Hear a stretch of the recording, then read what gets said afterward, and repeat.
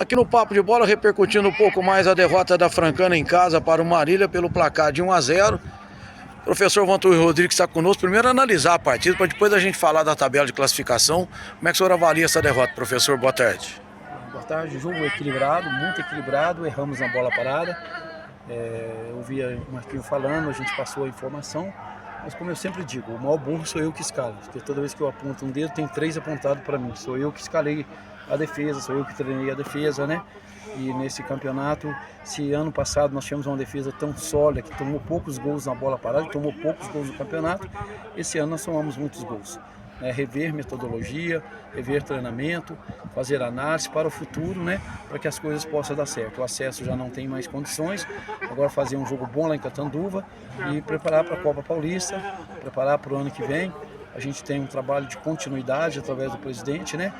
Nós estamos aí no 4º ano da Francana, 22, 23, 24, agora 25, e temos planos de continuar, a não ser que haja algum revés, algum outro comando venha a ter e queira fazer algo novo, né? A gente está vindo aí de 2 acessos, pegamos a Francana na última divisão e já estamos na 3, né? Então, para mim, jogo equilibradíssimo, um erro, pagamos caro por esse erro, pênalti claro que nós tivemos, nós já temos a imagem da Charlene ali, mas isso aí para mim eu nem reclamo mais, porque foi uma constante. O do 15 de Jaú, aqui na nossa frente, onde nós estamos gravando agora, claríssima, a imagem mostrou. Então, assim, um complô contra a Francana, não se pode dar pênalti contra a Francana. Foram vários no campeonato, mostrado por vídeo, e nós não vimos nenhum tipo de punição, nenhum tipo de manifestação. Eu prometi ao meu presidente que não seria expulso, nem amarelo tomei, 14ª rodada, a próxima é a 15ª, porque se chega à conclusão de que não adianta realmente, a incompetência, às vezes não erra por maldade, erram por incompetência. Professor, a Francana hoje teve alterações na defesa por questão de cartões, né? O Felipe jogou a primeira dele, o Vitor Hugo por cartão. Mas por que a Francana do meio da frente tenta tantas escalações diferentes e não conseguiu ao longo do campeonato ter um ataque positivo que bota essa bola para dentro da rede, professor?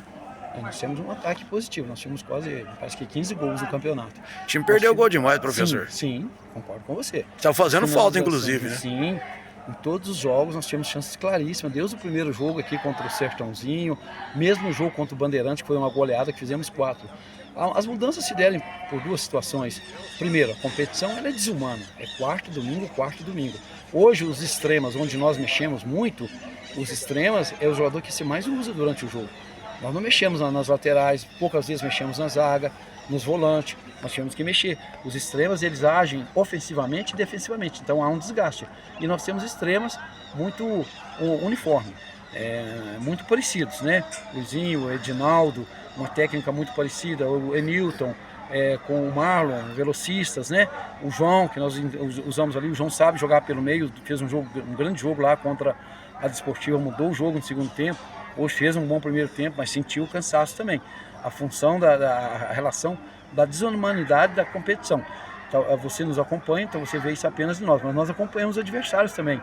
O Marília mudou hoje 8 peças aqui e fez essa mudança. O Rio Branco começou a fazer uma série de mudanças, chegou a trocar de treinador, que acharam que essas mudanças não eram certas, e elas eram.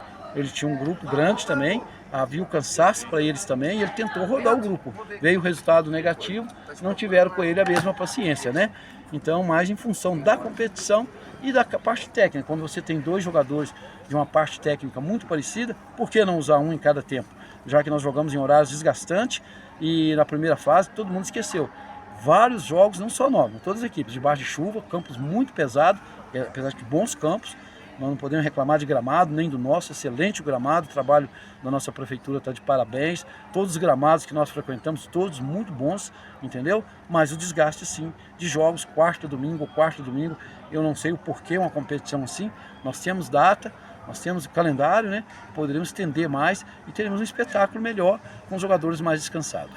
Professor, claro que o senhor que treina o time, o senhor faz scout, o senhor tem o detalhamento de cada atleta, o senhor é muito organizado nessa questão, mas a gente queria entender o seguinte: por exemplo, Lucas Oliveira entrou bem em Batatais contra o Comercial, 2 jogos nem no banco, aí hoje entrou até bem também na segunda etapa. Vinícius Oliveira, um atleta que tinha grandes oportunidades, hoje também não teve a chance de entrar na equipe, e a própria saída do Matheus Prado do time, professor?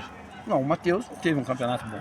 Tecnicamente ele teve vários jogadores. O Adriano, você é meu amigo, eu te passo a escalação lado a lado. O próprio Vinícius Oliveira.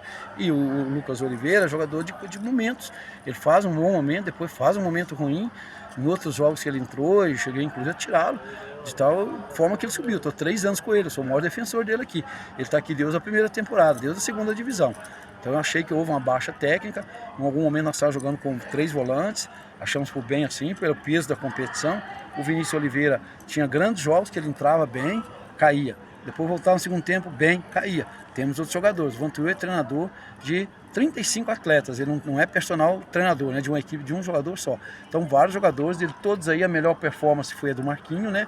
O Marquinho foi um jogador que mais permaneceu, 2 gols, assistência para gol, né?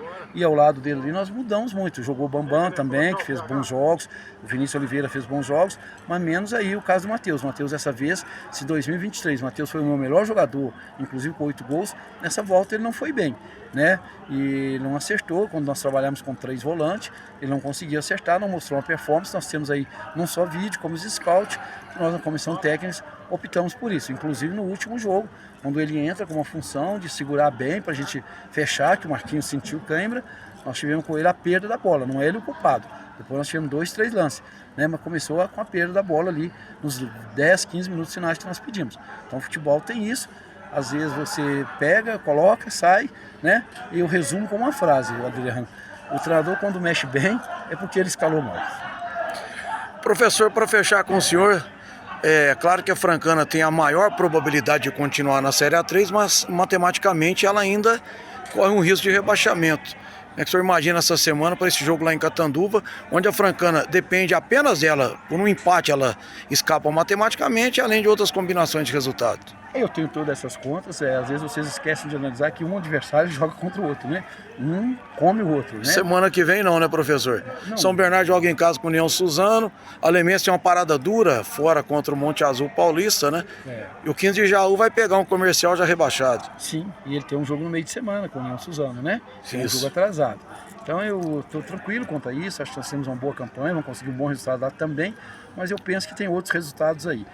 Como você mesmo falou, eu volto a frisar, eu nunca perdi tantos gols, uma equipe minha nunca perdeu tantos gols como nesse campeonato. Se nós analisarmos todas as nossas finalizações que nós temos, a gente vai encontrar aí 10, 12 gols que poderiam ter mudado a nossa história.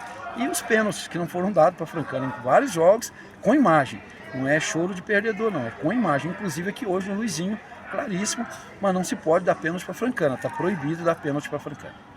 Professor, obrigado pela participação, boa semana de trabalho, que a Francana se mantenha forte para a Série A3 o ano que vem na partida lá em Catanduva. Muito obrigado, conto com o apoio do torcedor, a Francana precisa desse torcedor no campo, volto a falar, falaria ganhando também, não tem outra saída, precisamos sim dos patrocinadores, das placas, mas é pouco, para que a gente mova o futebol aqui em Franca.